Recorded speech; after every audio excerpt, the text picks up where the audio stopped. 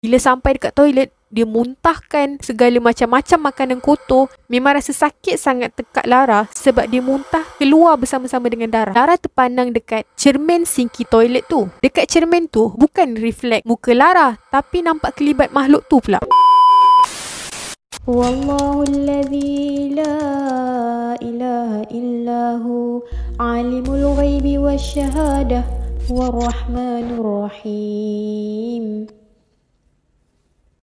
Hai semua, Assalamualaikum. Welcome back to our channel. Kepada yang baru je sampai, saya ucapkan selamat datang. Jangan lupa untuk subscribe dulu dan turn on notification supaya anda tak terlepas mendengarkan kisah-kisah seram yang akan saya sampaikan dalam episod-episod yang akan datang. Kepada yang dah subscribe, saya ucapkan berbanyak-banyak terima kasih. Jangan lupa untuk like, komen dan share video-video kami. Kepada yang belum lagi follow TikTok channel kami, jangan lupa untuk follow Alam Seperti Maya. Saya perkenalkan diri saya Irene, pencerita kisah seram yang akan membawa anda ke alam seperti maya.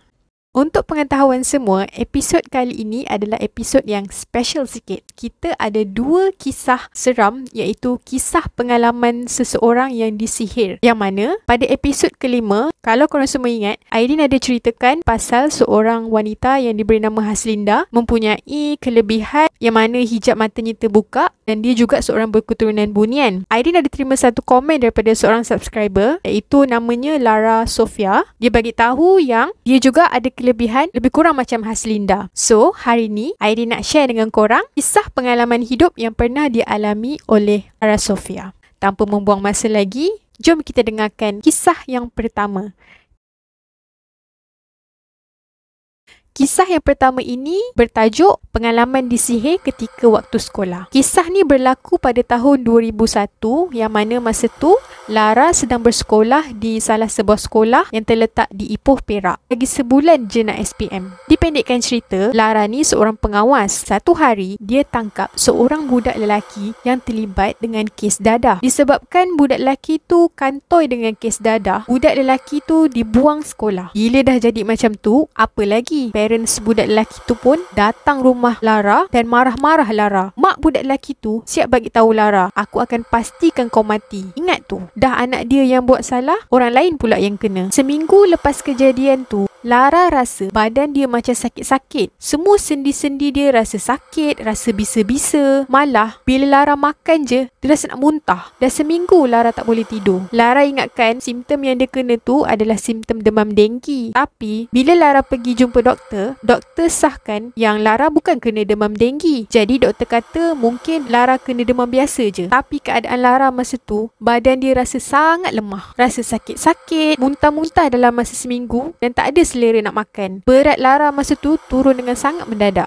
Dalam masa seminggu tu, jangan cakap lah, macam-macam yang Lara dengar. Dengar bunyi perempuan menangis, bunyi perempuan ketawa, nampak kelibat hitam lalu dekat tepi tingkap. Masa tu, Lara anggap yang diri dia tengah berhalusinasi. Sebab, yelah badan dia kan tengah tak sihat. Dia tak bagi tahu parents dia pasal apa yang dia nampak atau apa yang dia dengar. Sebab, dia tak nak parents dia susah hati. Dah lah seminggu dia tak pergi sekolah. Satu malam, Lara terima gangguan yang sangat ekstrim. Yang mana, dia nampak dekat hujung katil dia ada satu lembaga hitam sedang berdiri sambil pandang muka dia. Dia nak jerit masa tu minta bantuan ibu dia, tapi rasa macam tersekat. Nak baca ayat Quran pun tak teringat. Sebab first time dia nampak makhluk yang macam tu depan mata dia. Mengikut kata Lara, lembaga tu berwarna hitam dan muka dia sangat hodoh. Rambut panjang, mata dia merah menyala dan dekat dahi dia ada tanduk. Lara rasa macam badan dia kena tindih, rasa sesak nafas. Makhluk tu memang betul-betul ada dekat atas badan dia. Malam tu dia rasa macam nak mati. Tapi naluri seorang ibu memang sangat kuat. Ibu Lara rasa macam tak sedap hati dan dia nak pergi ke bilik Lara. Bila ibu dia buka aja pintu bilik Lara, makhluk yang ada dekat atas badan Lara tu tiba-tiba hilang. Lara cepat-cepat peluk ibu dia, menangis dan cakap terima kasih ibu. Tiba-tiba ibu dia tanya, apa siapa yang duduk dekat atas kau tadi, Lara? Ibu rasa kau ni macam dah kena sesuatu lah. Dah seminggu kau tak sihat ni. Ibu Lara ajak ayah dia bawa Lara pergi berubat dan berjumpa dengan seorang ustaz. Yang mana ustaz ni adalah kenalan daripada ayah Lara. Hasil rawatan tu, ustaz bagi tahu yang Lara memang terkena sihir yang dituju untuknya. Masa rawatan tu dijalankan, Lara tak sedarkan diri. Dia rasa macam dia tengah berada dekat dalam satu kawasan yang sunyi, gelap. Tahu-tahu aja dah tersedar. Bila dah tersedar tu, dia muntahkan balik semua bahan-bahan sihir. Macam kaca, jarum, rambut, paku kecil yang berkarat. Ketika dalam rawatan tu, ibu Lara bagi tahu yang Lara tak sedarkan diri. Tapi masa dia tak sedarkan diri itulah makhluk yang tindih badan Lara malam tu ambil alih diri dia. Ustaz bagi tahu yang pelaku tu marahkan Lara sebab perbuatan Lara kepada salah seorang ahli keluarga dia. Tak nak bagi tahu siapa pelaku dia. Tapi biasalah naluri seorang ibu ni sangat kuat. Ibu Lara seakan-akan dapat teka siapa sebenarnya yang hantar sihir dekat Lara.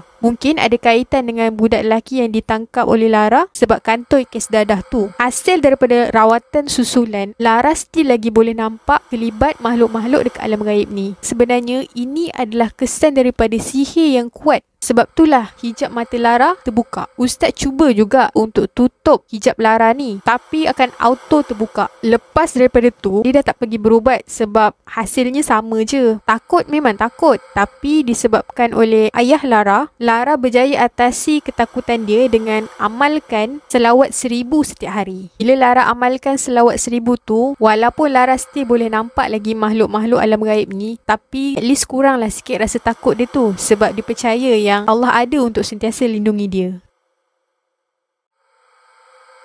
Kisah yang kedua ini berlaku pada tahun 2011 yang mana masa tu Lara dan seorang kawan dia bernama Zura pergi bercuti di Bali, Indonesia. Satu hari, Lara, Zura dan beberapa orang kawan-kawan Indonesia dia pergi berjalan-jalan dekat sekitar Bali. Orang pergilah melawat tempat-tempat menarik, pergi pantai, pergi macam-macam lagi tempat. Sampai masa masing-masing dah rasa lapar. Kebetulan masa tu diorang dah dekat dengan ada satu food court ni. Namanya Dewi Sri Food Center. Macam biasa, kalau dah sampai dekat kawasan tempat makan, Lara akan perhatikan kawasan sekeliling tu. Takut-takut ada benda yang mencurigakan. Selalunya kalau kat kedai makan ni ada kedai yang menggunakan pelaris. Bila dia perhatikan dekat sekeliling kawasan tu, okey je, tak ada apa-apa pun. Tak ada nampak apa-apa makhluk-makhluk gaib yang mencurigakan yang mungkin menjadi pelaris kedai-kedai dekat situ. Seorang kawan Indonesia dia suggest makan dekat salah sebuah kedai yang ada dekat food court tu. Kawan dia kata kedai tu recommended dan sedap. Bila Lara perhatikan kedai tu, tak adalah ramai sangat orang, biasa-biasa je. Selalunya kan kalau kedai yang menggunakan pelaris ni biasanya ramai orang. Ustaz pesan, kalau kita nak makan dekat sebuah kedai makan, cara nak tahu yang kedai tu ada pakai pelaris ke tak, kita kena baca ayat kursi sebanyak 3 kali. Lepas tu kita kena tiup perlahan-lahan ke arah kedai sampai habis nafas kita sebanyak 7 kali. Kalau kedai tu betul-betul ada pakai pelaris, khadam dekat kedai tu akan marah. Bila dia marah, akan ada satu petanda angin yang akan menerpa ke muka kita lepas kita baca ayat kursi tu. Bila Lara dah buat macam apa yang Ustaz pesan, dia rasa kedai tu okey je. Lagipun tak ramai orang. So Lara macam tak syak lah yang kedai tu mungkin pakai pelaris. Jadi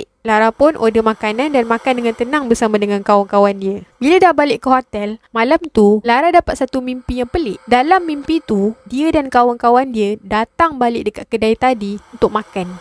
Tapi yang peliknya, makanan yang dihidangkan dekat kedai tu semua makanan yang kotor-kotor. Macam ulat, rambut, kaca dan ada macam-macam daging mentah. Dalam mimpi tu, Lara nampak Zura dan kawan-kawan dia lain makan makanan tu. Lara ni nak menolak, tapi dia rasa macam dia kena paksa makan sendiri. Walaupun dalam mimpi, tapi Lara rasa macam betul-betul dia tengah makan. Waktu tengah makan tu, dia rasa macam mual-mual dan sakit bila nak telan makanan-makanan kotor tu. Tiba-tiba, Lara terjaga daripada tidur. Dia terjaga sebab dia rasa macam nak muntah dan dia terus pergi ke toilet. Bila sampai dekat toilet, dia muntahkan segala macam-macam makanan kotor yang tadi dia mimpikan. Memang rasa sakit sangat tekak Lara sebab dia muntah keluar bersama-sama dengan darah. Tengah-tengah muntah, tiba-tiba Lara terpandang dekat cermin sinki toilet tu. Dia nampak dekat cermin tu ada satu kelibat perempuan berambut panjang, berbaju merah, tengah pandang dia. Dekat cermin tu bukan reflect muka Lara, tapi nampak kelibat makhluk tu pula. Makhluk tu masa tu tengah mengilai sambil pandang Lara. Lara tak boleh nak buat apa-apa sebab dia rasa macam nak muntah lagi. Makhluk dekat cermin tu hilang daripada pandangan, tapi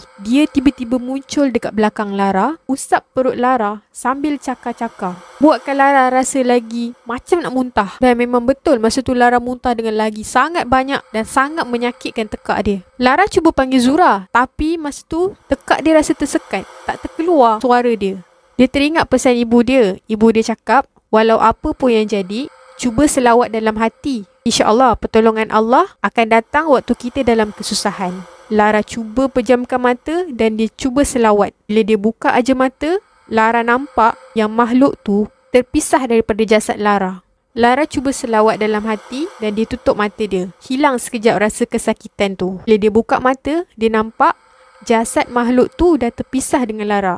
Dan tiba-tiba Lara pengsan. Sedar-sedar je, Lara dah ada dekat hospital. Mengikut kata Zura, dia nampak Lara pengsan dalam toilet dan dekat dalam sinki ada banyak darah dan benda-benda kotor seperti yang Lara mimpikan tu. Lepas daripada kejadian tu, kawan Indonesia dia datang melawat dengan bawa seorang ustaz untuk cek keadaan Lara masa tu. Seminggu Lara terpaksa berubat di Bali sebelum boleh balik Malaysia. Mengikut kata ustaz tu, Lara sebenarnya diuji oleh tuan gerai yang mereka pergi makan tempoh hari. Sebab Lara ni nampak macam ada sesuatu di dalamnya. Lara pelik juga. Dia bukan ada amalkan apa-apa ilmu pun. Yang dia cuma amalkan adalah selawat 1000 je setiap hari. Ustaz kata, orang-orang macam Lara ni lah sebenarnya yang selalu menjadi mangsa ujian pengamal ilmu hitam. Walaupun sebenarnya tak menggugat mereka, tapi untuk tujuan test je ilmu diorang. Bila Lara terkena ujian yang macam ni, dia mula berhati-hati dengan siapa-siapa pun.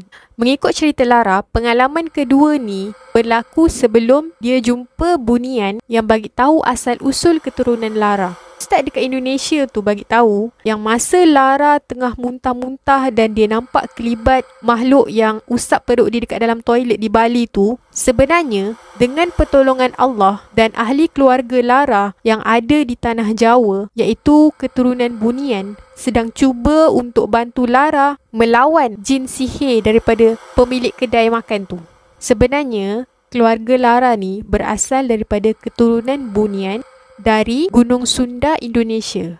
Jadi, sebab itulah Lara ada kelebihan boleh nampak makhluk-makhluk alam gaib ni dan hijab matanya terbuka selain daripada kesan sihir yang pertama tadi dan juga disebabkan oleh turunan dia yang berasal daripada bunian. Lara bagi tahu yang dia boleh nampak daripada sebesar-besar makhluk sampai sekecil-kecil makhluk di alam gaib ni. Dia juga ada kelebihan untuk ubat orang, tapi dia boleh ubat ahli keluarga dia je. Kalau orang luar tak boleh. Mesti semua tertanya-tanya kan, kenapa masa dah sampai dekat kedai tu, Lara tak boleh nampak pula makhluk-makhluk alam gaib ni. Sebenarnya, ikut kata Lara, ilmu hitam dekat Indonesia ni, bahkan dekat mana-mana sekalipun, ada level dia tersendiri.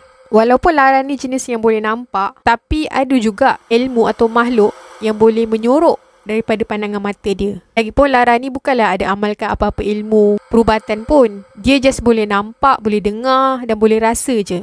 Pengajaran daripada kisah yang pertama dan kedua ini adalah, yang pertama, kita kena selalu amalkan baca ayat kursi selepas solat, dan kalau nak keluar rumah, amalkan ayat ke-9 surah Yasin. Sebab ayat ni dikatakan menjadi salah satu ayat pendinding daripada diganggu oleh makhluk-makhluk alam gaib.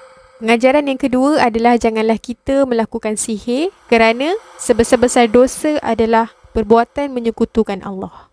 Kita tak akan dapat apa-apa pun bila melakukan sihir ni. Memanglah kita akan rasa puas hati sekejap dekat dunia, tapi bila dekat sana, sakit nak menjawabnya.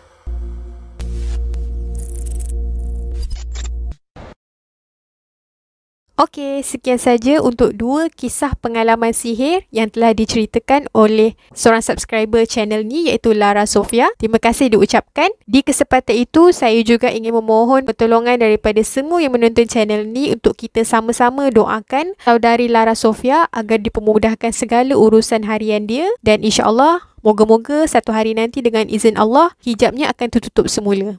Kepada yang belum follow TikTok channel kami, jangan lupa untuk follow Alam Seperti Maya. Dan kepada yang berminat untuk berkongsi cerita seram atau pengalaman hidup yang berkaitan dengan alam gaib, boleh emailkan ke alamat email yang akan saya letakkan di description ataupun yang tertera di skrin. Akhir kata, semua yang berlaku di dunia ini, walaupun kadang-kadang tak terjangkau di akal, tak terbatas di waktu, tetapi semuanya boleh berlaku dengan izinnya. Sekian saja untuk episod kali ini. Semoga anda semua terhibur. Sampai berjumpa lagi di episod-episod yang akan datang. Kepada yang masih belum subscribe, jangan lupa untuk subscribe dan turn on notification. Bye-bye. Assalamualaikum. Ciao.